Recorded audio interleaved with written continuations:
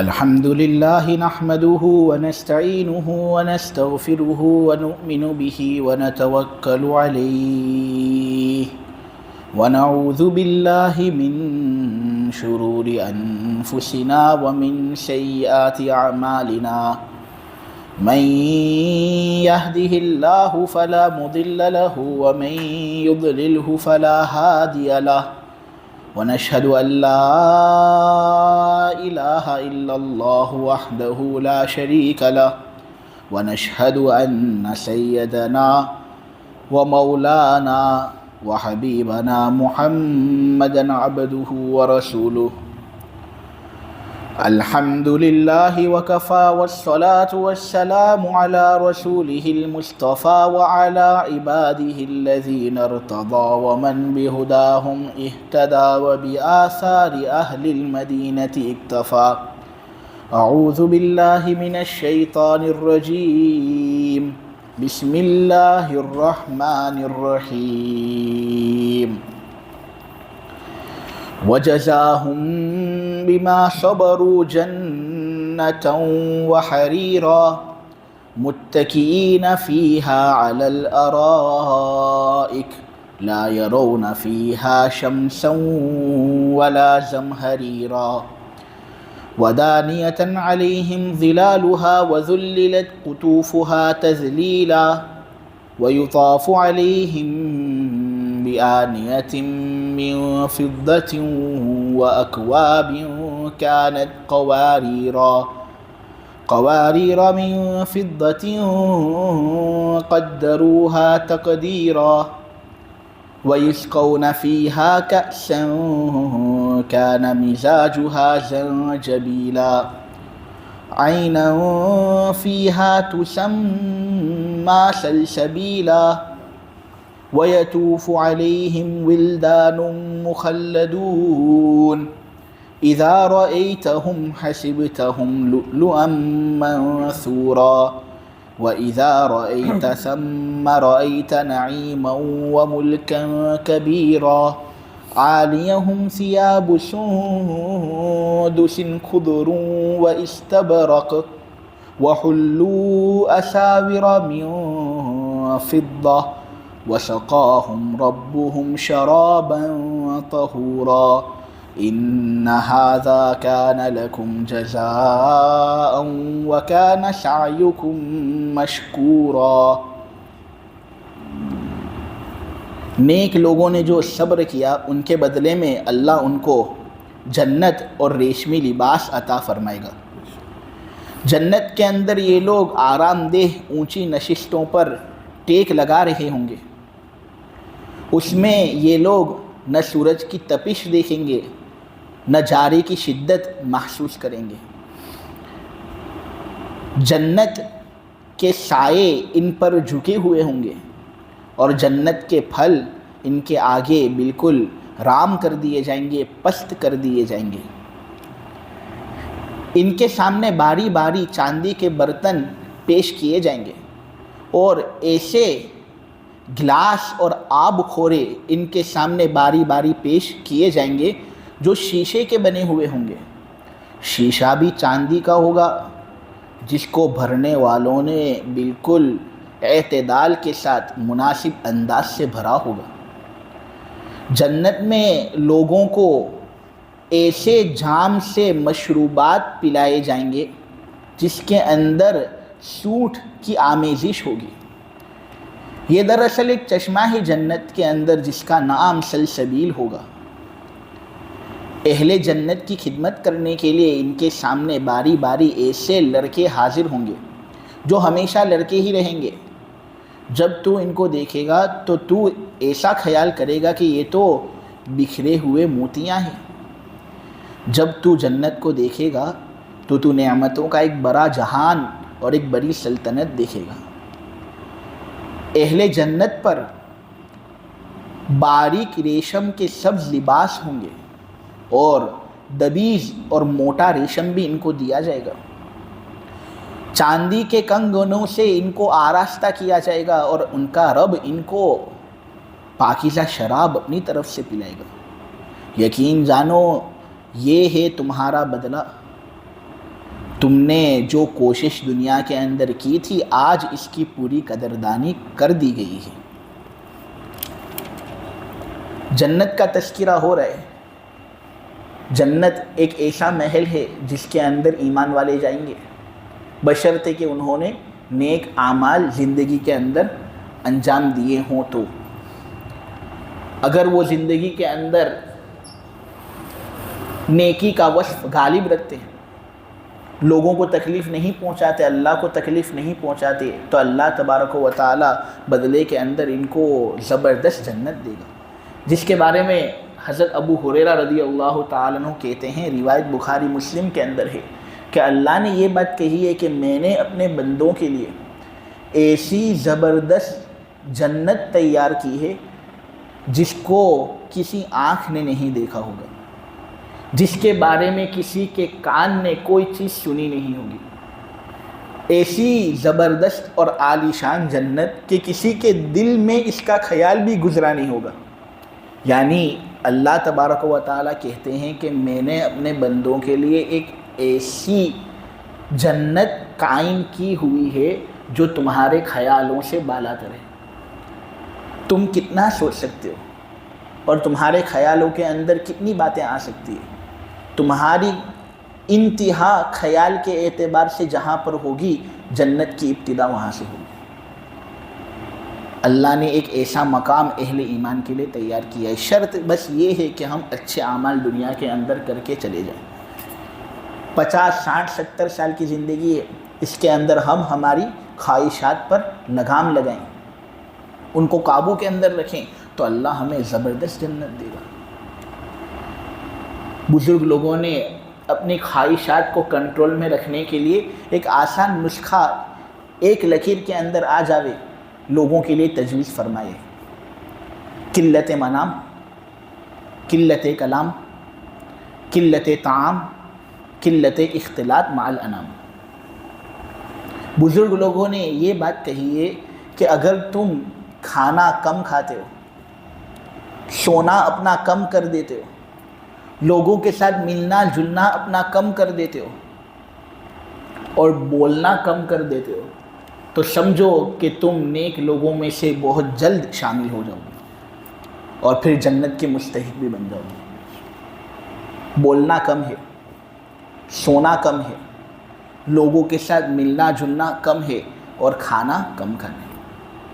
کھانا زیادہ کھائیں گے، شہوتوں کا دروازہ ہے یہ، جتنا زیادہ کھانا اندر جائے گا شہوت اتنی زیادہ ابھرے گی، اور جب شہوت ابھرے گی تو پھر آدمی بد نظری کرے گا، بد حرکتی کرے گا، اللہ کو ناراض کرے گا۔ اس لیے دروازے ہی کو بند کرنے کے لیے بزرگ لوگوں نے کہا ہے کہ کم کھایا کرو۔ بولو گے تو بہت زیادہ زبان استعمال کرو گے تو یا تو کسی کی غیبت کر لو گے، کسی کو تکلیف پہنچا دو گے۔ وہ آدمی سامنے ہوگا، اس کو بھی تم اپنی زبان سے تکلیف پہنچا سکتے ہو، وہ آدمی کسی دوسری جگہ پر ہو، زبان کے ذریعے سے اس کو بھی تکلیف پہنچائی جا سکتی ہے۔ اس لیے کم بولنا ہے تاکہ ہماری اس زبان کے ذریعے سے ہم کسی کو تکلیف نہ پہنچائے اور اللہ کی نافرمانی نہ کریں۔ سونا کم ہے اس لیے کہ بہت زیادہ سونے سے آدمی سست اور کاہل بن جاتے ہیں۔ بہت زیادہ سوتا رہے گا وہ تو ذہن کے اندر تناؤ آئے گا، جسم کے اندر تناؤ آئے گا، عبادت کرنے کے اندر پھر جی نہیں لگے گا، تراویح پڑھ کر ہی تھک جائے گا، قرآن 1 2 پارے پڑھے گا تھک جائے گا۔ کیوں؟ سونے کی بہت زیادہ عادت ہے۔ سونا کم کرو۔ ہمارے حضرت مفتی اسماعیل صاحب کچولوی کہا کرتے تھے کہ میری دادی یہ کہتی تھی کہ بیٹا تو جتنا زیادہ سوئے گا نا تیرے جسم کو اس کی عادت پڑ جائے گی، پھر اگر تو اس میں کم کرنے جائے گا نا تو تیرا جسم اولاً اس کو قبول نہیں کرے گا۔ ہاں لیکن تو جتنا کم سوئے گا نا تو تیرے جسم کو اس کی بھی عادت پڑ جائے گی، پھر زیادہ سونے سے سر کے اندر درد ہوگا، اور کم سونے کے باوجود اگر اس کی عادت جسم کو ہو گئی ہے تو پھر آدمی کام کر سکتا ہے اچھے طریقے سے۔ تو کامیاب اور کامران بننے کے لیے سونے کو کم کرنا ہے، اور پھر لوگوں کے ساتھ ملنا جلنا کم۔ بہت زیادہ دوست احباب اگر ہوتے ہیں نے لوگوں کے ساتھ اگر بہت زیادہ ملنا جلنا ہوتا ہے تو اس صورت میں آدمی اندرونی اعتبار سے کھوکھلا بن جاتا ہے۔ اپنے آپ پر وہ غور نہیں کرتا. اکیلا جب آدمی رہتا ہے نا تو پھر وہ اپنے آپ پر غور کرتا ہے کہ میرے اندر کیا خامی ہے, میرے اندر کیا کٹوتی ہے, میرے اندر کیا کوتاہی ہے, وہ اس کو پر کرنے کی فکر کرتا ہے. لیکن جب لوگوں کے ساتھ رہتا ہے نا تو وہ اپنی خامی پر کرنے کی فکر بھول جاتے ہیں. تو یہ 4 چیزیں اختیار کرنے کی بہت ضرورت ہے. ہم کم سوئیں, کم کھائیں. میں ایسا نہیں کہتا ہوں کہ بالکل کھانا ہی چھوڑ دو, نہیں کھاؤ, لیکن اتنا زیادہ کھانا کہ سانس لینے کی جگہ بھی باقی نہ رہے, تو اتنا زیادہ کھانا نہیں چاہیے. اس سے شہوتیں بہت زیادہ پھر پیدا ہوتی ہے اور پھر گناہ کے اندر آدمی مبتلا ہوتا ہے. تو کم کھانا ہے, کم بولنا ہے, کم سونا ہے اور لوگوں کے ساتھ کم ملنا ہے. بدلے میں کیا ملے گا؟ ایسی جنت کہ تمہارا خیال بھی سوچ سوچ کر اگر تھک جائے تب بھی جنت کا ایک جھلک اور جنت کا ایک حصہ بھی تمہارے خیال کے اندر پیدا نہیں ہو سکتا. ایسی زبردست جنت اللہ نے تیار کی. بخاری کے اندر حضرت انس ابن مالک کی روایت ہے میرے عزیزوں کہ کوڑا رکھنے کی جگہ جو جنت کے اندر ہوگی نا, آج کل لوگ مسجد کے اندر رومال رکھتے اپنی جگہ بچانے کے لیے. پہلے کے زمانے میں جب سفر ہوتا تھا تو اپنی جگہ بچانے کے لیے لوگ اپنا کوڑا پھینک دیتے تھے. کتنی جگہ ہوتی ہوگی وہ, معمولی جگہ. انس ابن مالک کہتے ہیں کہ نبی کریم صلی اللہ علیہ وسلم نے کہا ہے کہ جنت کے اندر کوڑا رکھنے کی جو جگہ ہوگی نا وہ بھی دنیا اور دنیا کے اندر جو کچھ ہے اس سے بہتر ہے. جنتی عورتیں جو ہوں گی ان کے سر پر جو دوپٹہ ہوگا نا وہ دنیا اور دنیا کے اندر جو کچھ ہے اس سے بہتر ہے. دوپٹہ تو سر کو چھپانے کے لیے ہوتا ہے, بالوں کی زینت کو محبوس کرنے کے لیے ہوتا ہے. جو دوپٹہ ہی دنیا اور وما فیہا سے بہتر ہے تو پھر اس کے بال کیسے ہوں گے, اس کا چہرہ کیسا ہوگا؟ لیکن اس کے لیے شرط اپنے آپ کو نیک بنانے. جنتی عورتوں کے بارے میں نبی کریم صلی اللہ علیہ وسلم نے بخاری کے اندر یہ حدیث فرمایا ہے کہ اگر وہ ایک جھلک دنیا پر اگر لگا دینے اور دنیا پر بس ایک مرتبہ جھانک لے تو جنت سے لے کر دنیا تک کا پورا راستہ روشنی سے بھر جائے اور پورے راستے کے اندر خوشبو ہی خوشبو پھیل جائے. یہ جنتی عورتوں کی تاثیر. ہم عمر ہوں گی اور شوہروں سے بہت زیادہ محبت کریں گی. اس کے شوہر کے علاوہ اس کا جی کسی دوسری جگہ پر لگے گا ہی نہیں, نہ موبائل میں لگے گا, نہ کسی دوسری چیز میں لگے گا, نہ کسی دوسرے مرد میں لگے گا. اپنی عورت کے لیے اس کی محبت بڑی خاص ہوگی. تو سوچے, یہ تو ایک حور کی بات.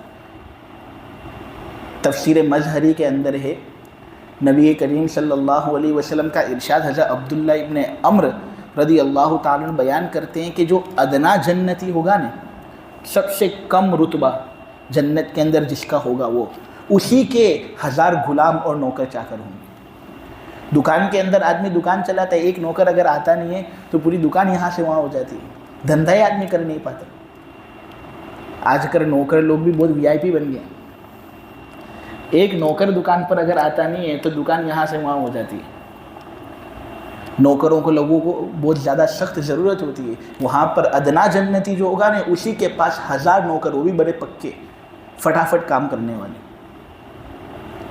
ترمذی کے اندر روایت ہے, حضرت ابو سعید خدری رضی اللہ تعالیٰ عنہ یہ بات بیان کرتے کہ نبی کریم صلی اللہ علیہ وسلم نے ارشاد فرمایا کہ جنت کے اندر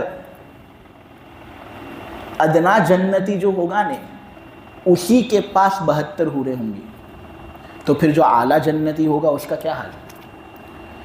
دنیا کے اندر ایک بیوی ہوتی ہے, جنت کے اندر 72 بیویاں, وہ بھی ادنا جنتی کے لیے. تو پھر جو اعلیٰ جنتی ہوگا وہ کتنے مزے کرے گا جنت الفردوس کے اندر.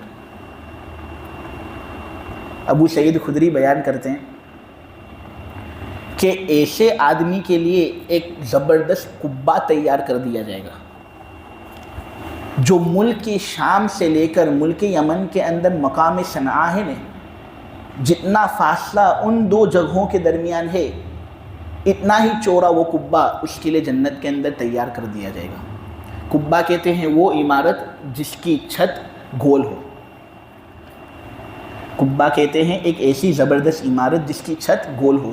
تو جنتی لوگوں کے لیے ایک ایسا قبہ تیار کر دیا جائے گا جو اتنا چوڑا ہوگا جتنی چوڑائی ملک شام سے لے کر ملک یمن کے درمیان ہے.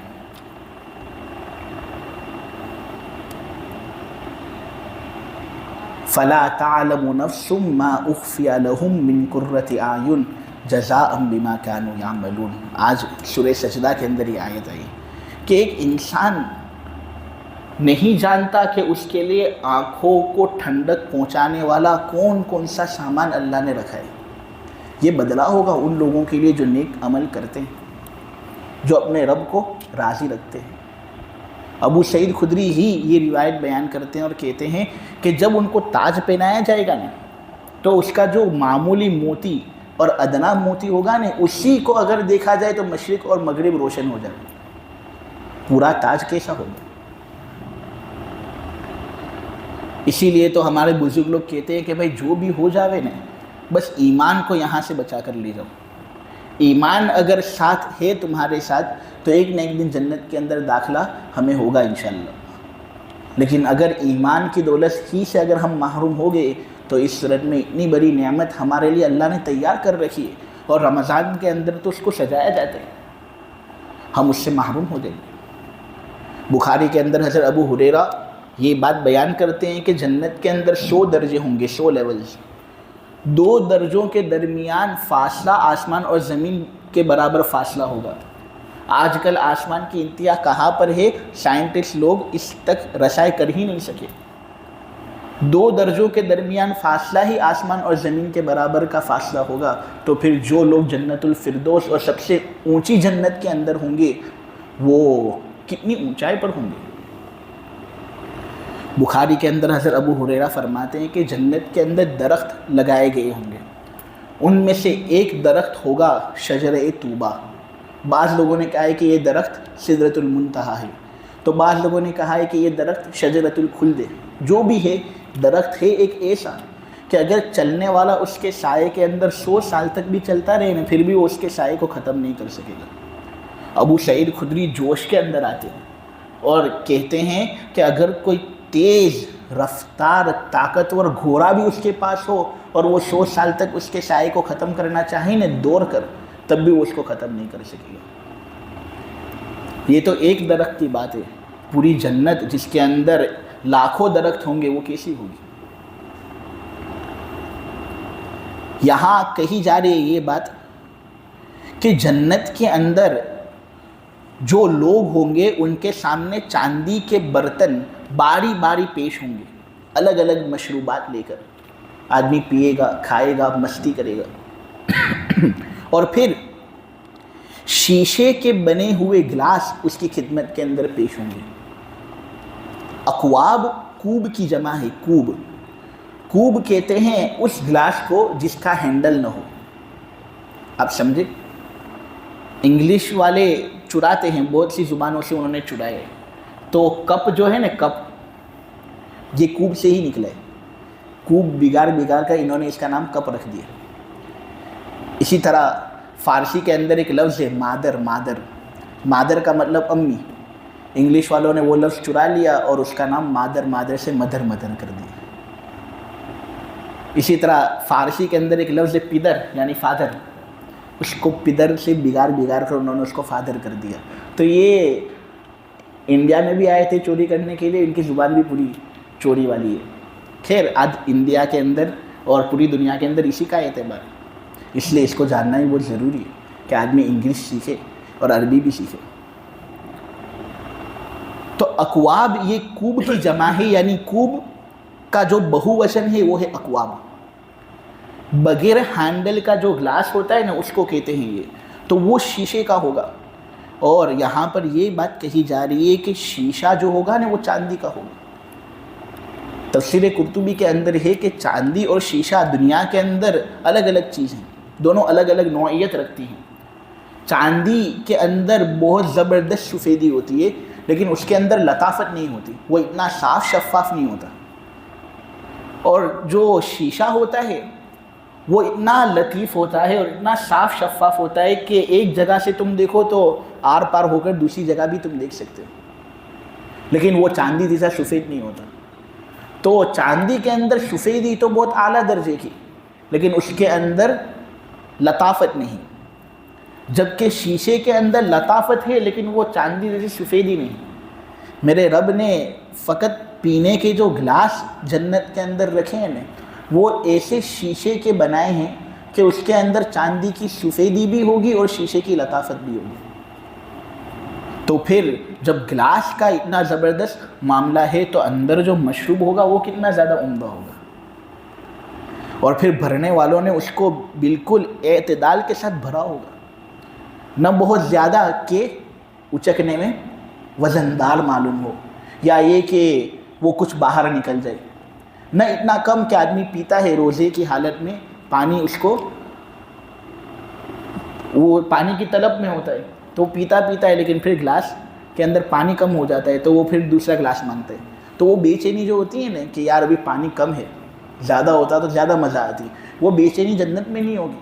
یعنی مشروب جب بھرنے والوں نے بھرا ہوگا تو بالکل میزان سے بھرا ہوگا، نہ بہت زیادہ کہ وزندار معلوم ہو، نہ بہت کم کہ آدمی کو قناعت ہی نہ ہو، بلکہ پیے گا مستی سے پیے گا اور بالکل فریش ہو جائے گا، کسی چیز کی طلب بھی باقی نہیں رہے گی، نہ بہت زیادہ وزندار معلوم ہوگا گلاس۔ اور پھر اس کو ایک ایسا مشروب ایک ایسے پیالے کے اندر پلایا جائے گا جس مشروب کے اندر ملاوٹ سونٹ کی ہوگی۔ سونٹ کس کو کہتے ہیں؟ ادرک جو ہوتا ہے نا، جنجر، اس کو جب سکھا دیتے ہیں تو وہ بن جاتا ہے سونٹ۔ دنیا کے اندر اگر ہم دیکھیں نا تو یہ سونٹ بہت زیادہ مفید ہے۔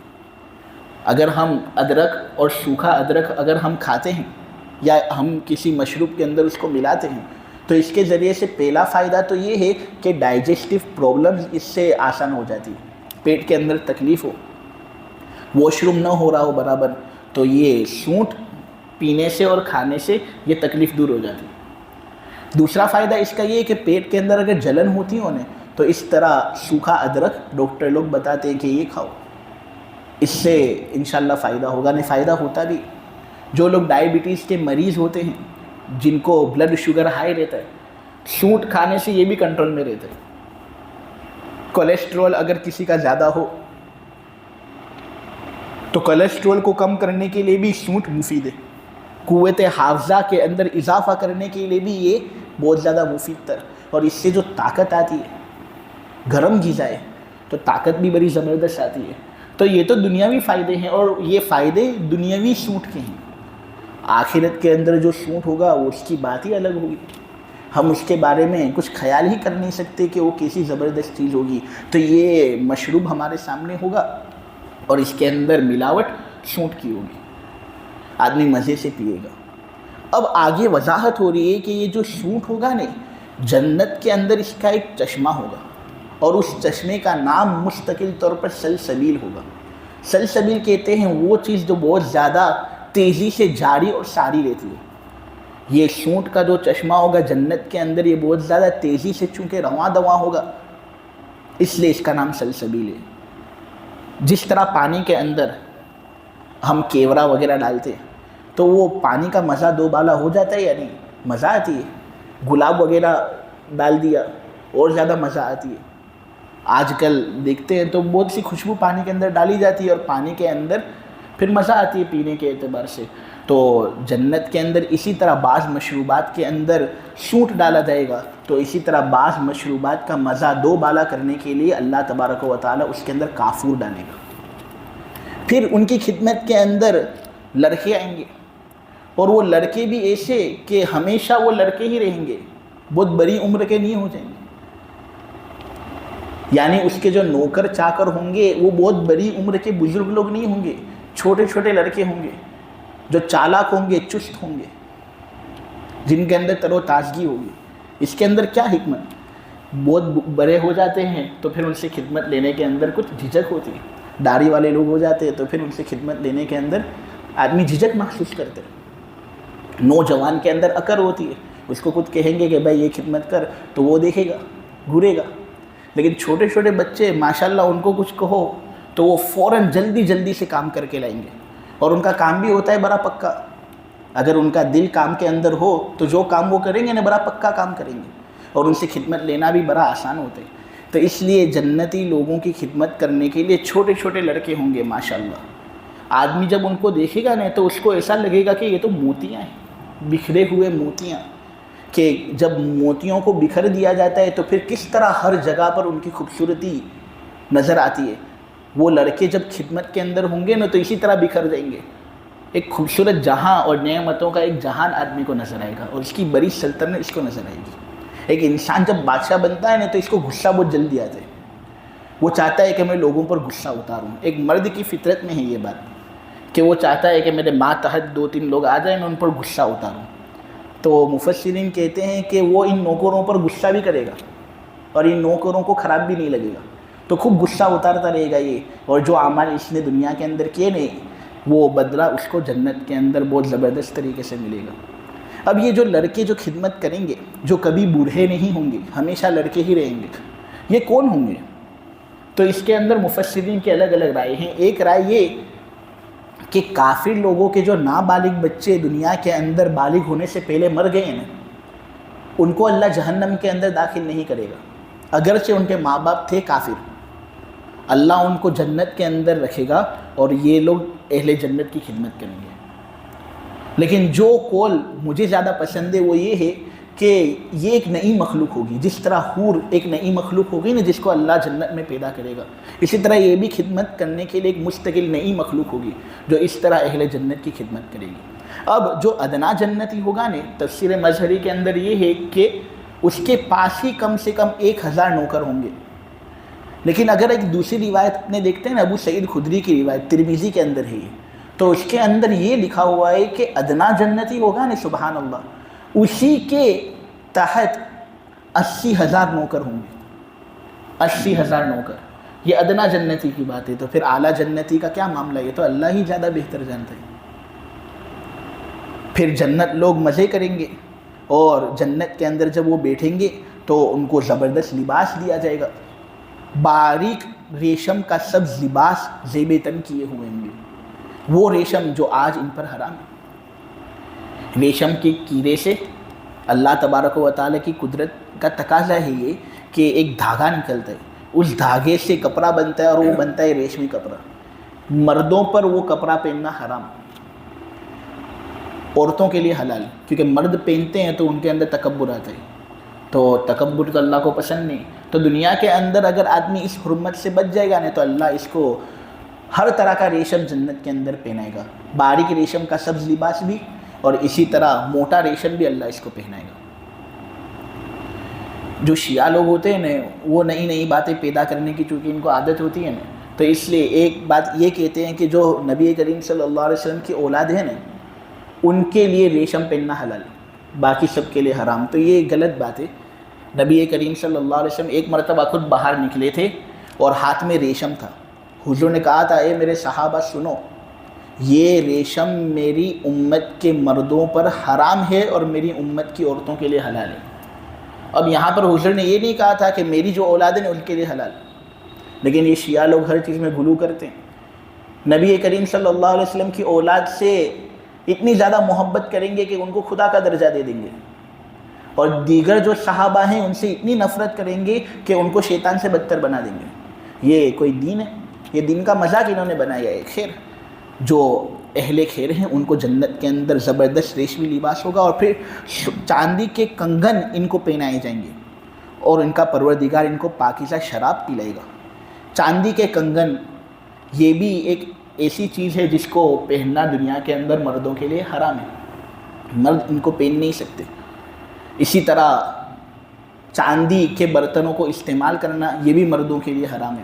مسلم شریف کی روایت ہے کہ نبی کریم صلی اللہ علیہ وسلم نے کہا کہ جو آدمی چاندی کے برتن سے کچھ پیے گا یا کھائے گا نا تو وہ اپنے پیٹ کے اندر جہنم کی آگ کو بھر رہے ہیں.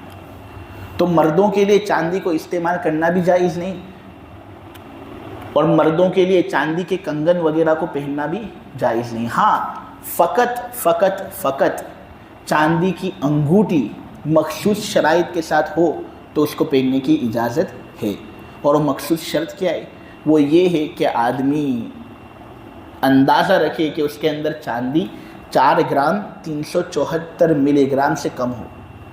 تو اگر 4 گرام 374 ملی گرام سے کم چاندی کسی کے انگوٹھی کے اندر ہے تو اس انگوٹھی کو پہننے کی اجازت ہے، بلکہ سنت ہے۔ ہاں لیکن اس سے زیادہ چاندی یا سونے کی انگوٹھی کو پہننا تو اس کی اجازت مردوں کے لیے نہیں، عورتوں کے لیے اس کی اجازت ہے۔ چاندی کی انگوٹھی کا مسئلہ یہ ہے کہ اس کو تم زینت کے لیے پہننا چاہو تب بھی تم پہن سکتے ہو، اور پہلے زمانے میں ہوتا یہ تھا کہ چاندی کی انگوٹھی لوگ پہنتے تھے اور اس کے ذریعے سے مہر لگاتے تھے، اس پر ایک سٹیمپ لگا ہوا ہوتا تھا تو وہ اس طرح مہر لگاتے تھے۔ نبی کریم صلی اللہ علیہ وسلم جو چاندی کی انگوٹھی پہنتے تھے نا، وہ مہر لگانے کے لیے پہنتے تھے، زینت حاصل کرنے کے لیے نہیں۔ اور آج کل ہم پہنتے ہیں زینت حاصل کرنے کے لیے، تو چلو پہن سکتے ہیں، میں یہ نہیں کہتا ناجائز ہے، جائز ہے، لیکن بہتر یہ کہ آدمی نہ پہنے، کیونکہ انگوٹھی یہ سب عورتیں پہنتی ہیں۔ مردوں کو چاہیے کہ وہ اس طرح الگ تھلگ رہے، عورتوں کی طرح حرکتیں پیدا کرنے سے انسان کے اندر بھی نسوانی آمیزش ذرا ہو جاتی ہے، اور پھر وہ عورتوں جیسی حرکت کرتے ہیں۔ ہاں لیکن انگوٹھی کے مسئلے کے بارے میں ایک بات آپ یہ بھی سمجھ لیں کہ فقط چاندی کی انگوٹھی جائز ہے، پتھر کی انگوٹھی ہو، پیتل کی انگوٹھی ہو، لوہے کی انگوٹھی ہو تو اس کو پہننے کی اجازت نہیں۔ نبی کریم صلی اللہ علیہ وسلم کی حدیث ترمذی کے اندر روایت ہے کہ ایک مرتبہ ایک آدمی لوہے کی انگوٹھی پہن کر آیا، نبی کریم صلی اللہ علیہ وسلم نے دیکھا کہ یہ لوہے کی انگوٹھی پہن رہے، تو حضور نے کہا کہ مجھے کیا ہو گیا ہے کہ میں دوزخیوں کا زیور تجھ پر دیکھ رہا ہوں، یعنی یہ تو وہ زیور ہے جو دوزخیوں کو پہنایا جائے گا، فوراً اس کو ہٹا۔ معلوم ہوا لوہے کی انگوٹھی پہننا جائز نہیں۔ اسی طرح ایک مرتبہ نبی کریم صلی اللہ علیہ وسلم کے پاس ایک آدمی آیا اور اس پر پیتل کی انگوٹھی تھی۔ حضور نے اس کو دیکھا اور کہا کہ کیا ہو گیا ہے مجھے کہ میں ایک آدمی سے بت کی بو کو محسوس کر رہا ہوں۔ پیتل سے تو بت کو بنایا جاتا ہے، مورتی کو بنایا جاتا ہے، مورتی کی بو میں اس سے کیوں محسوس کر رہا ہوں؟ یعنی اس نے پیتل کی انگوٹھی پہنی تھی نا، تو حضور یہ چاہ رہے تھے کہ یہ فوراً اس کو ہٹا دیں۔ تو انگوٹھی مرد کے لیے پہننا جائز ہے، لیکن وہ فقط چاندی کی انگوٹھی، اور چاندی بھی کتنا 4 گرام 374 ملی گرام سے کم ہو تو اس کو پہننے کی اجازت ہے، اور اگر مہر لگانے کے لیے ہو تو اس کو پہننا سنت ہے۔ آخر میں اللہ تبارک و تعالیٰ یہ کہتے ہیں کہ دیکھو یہ ہے جنت، یہ ہے تم لوگوں کا بدلہ، جو کام تم دنیا کے اندر اچھے اچھے کرتے تھے اس کا بدلہ میں نے تم لوگوں کو دے دیا ہے، اور جو دنیا کے اندر تم نے کوشش کی تھی آج اس کی پوری پوری قدردانی کر دی گئی ہے۔ مسلم کے اندر ایک بہت زبردست واقعہ ہے، وہ میں آخر میں بیان کر دوں کہ جنت کے اندر سب سے آخر میں داخل ہونے والا ایک شخص جہنم کے اندر ابھی جل رہا ہوگا، جہنم کے اندر اس کو خوب تکلیفیں پہنچائے گی، اور جو گناہ اس نے کیے اس کا مکمل کفارہ جہنم کی آگ بن گئی۔ اتنے میں وہ اللہ تبارک و تعالیٰ کو پکارتا ہے اور کہتا ہے اے میرے رب، میرا چہرہ جل گیا ہے، میرے اعضاء جل گئے ہیں، جہنم کی آگ کو میں نے بہت برداشت کیا ہے، اب تو مجھے جہنم کی آگ سے نجات دے دے۔ اللہ تبارک و تعالیٰ اس کی دعا کو قبول کرے گا، کیونکہ اس کے اندر ایمان تھا نہیں، اور رائی کے دانے کے برابر بھی اگر کسی شخص کے دل کے اندر ایمان ہے اللہ اس کو ایک نہ ایک دن جہنم سے نکالے گا۔ ابن مسعود نبی کریم صلی اللہ علیہ وسلم کے حوالے سے بیان کرتے ہیں کہ وہ آدمی جہنم سے نکلے گا تو کبھی تو چلے گا، تو کبھی گر جائے گا اور چہرے کے بل چلے گا، کمزور ہو گیا ہوگا اس لیے، اور کبھی وہ چلے گا تو جہنم کچھ اس پر مسلط ہو جائے گی، اس کی آگ سے بچتا بچتا ہوا وہ جہنم سے نکل جائے گا، اور پھر جب پلٹے گا اور دیکھے گا کہ میں جہنم سے نکل چکا ہوں تو وہ اللہ کا شکر ادا کرے گا کہ اے اللہ تیری ذات تو بہت بابرکت ہے کہ تو نے مجھے اس جیسی جگہ سے نجات دلوائی، کیونکہ یہ بدترین ٹھکانہ تھا۔ وہ اور آگے چلے گا اور پھر گر جائے گا، کھڑا ہوگا اور دیکھے گا کہ ایک درخت اس کے سامنے ہے، بہت زبردست درخت، اور یہ اس کو بہت زیادہ حسین سمجھے گا، بہت خوبصورت درخت ہے۔ وہ اللہ سے کہے گا کہ اے اللہ یہ درخت تو نے میرے سامنے لگا دیا، کتنا اچھا درخت ہے، کاش تو مجھے اس کے قریب کر دے۔ اللہ تبارک و تعالیٰ کہے گا کہ تو نے جہنم سے نکلنے کا مجھ سے سوال کیا تھا، میں نے تجھے جہنم سے نکال دیا، اب تو چاہتا ہے کہ میں تجھے اس درخت کے قریب کر دوں، اس کی کیا وجہ؟ وہ کہے گا اللہ سے اے اللہ میں اس کا سایہ حاصل کرنا چاہتا ہوں، اس کے نیچے جو پانی ہے نا اس کو ذرا پینا چاہتا ہوں۔ تو اللہ تبارک و تعالیٰ اسے کہیں گے کہ اگر میں تیری یہ فرمائش پوری کروں گا تو مجھے گارنٹی دے اس بات کی کہ تو مجھ سے کوئی دوسری فرمائش نہیں کرے گا، تو میں تیری یہ فرمائش پوری کروں گا۔ وہ آدمی کہے گا اے اللہ میری 100% گارنٹی، میں تجھ سے وعدہ کرتا ہوں اور پکا وعدہ، تیری قسم، گلے پر ہاتھ بھی رکھے گا، یہ میری طرف سے۔ اللہ تبارک و تعالیٰ اس کی فرمائش پوری کرے گا اور اس کو درخت کے قریب کر دے گا۔ وہ درخت کے قریب جائے گا اور خوب موج مستی کرے گا، وہ سایہ حاصل کرے گا، پانی پیے گا، اور پھر اللہ تبارک و تعالیٰ اس کے سامنے ایک دوسرا درخت جو پہلے درخت سے زیادہ خوبصورت تھا اور جو پہلے درخت سے زیادہ حسین و جمیل ہوگا اس کو بلند کر دے گا۔ وہ اس کو دیکھے گا، اب چونکہ انسان لالچی ہوتا ہے تو وہ کہے گا اے اللہ اس درخت کے قریب تو مجھے کر دے، میں اس کا سایہ حاصل کروں، اس کا پانی پیوں۔ اللہ کہے گا اے میں نے تجھے منع کیا تھا نا کہ مجھ سے دوسرا سوال مت کریو، تو نے گارنٹی دی تھی، قسم کھائی تھی تو نے، اب واپس دوسرا سوال کر رہے تھے۔ وہ کہے گا اے اللہ یہ میرا آخری سوال۔ تو اللہ تبارک و تعالیٰ کہیں گے پکا تیرا آخری سوال؟ وہ کہتا ہے ہاں پکا، میں قسم کھاتا ہوں اور میں تجھ سے یہ پکا وعدہ کرتا ہوں کہ میرا آخری سوال مجھے بس اس درخت کے قریب کر دے۔ اللہ قریب کر دے گا، اور اللہ جب قریب کرے گا نا تو اللہ کہے گا کہ دیکھ اب کوئی دوسرا سوال مجھ سے کریو مت۔ وہ آدمی قریب ہوگا، موج مستی کرے گا، سایہ حاصل کرے گا، پانی پیے گا۔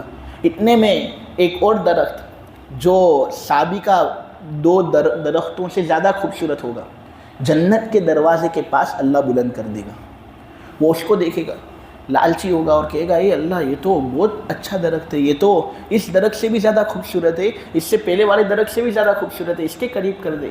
اللہ فوراً کہے گا کہ تو نے مجھے وعدہ کیا تھا، قسم کھائی تھی کہ تو مجھ سے واپس سوال کرے گا نہیں، اب پھر سے سوال کر رہے تو خیر میں تیری یہ فرمائش پوری کرتا ہوں، اب کوئی فرمائش میرے سامنے مت کریو۔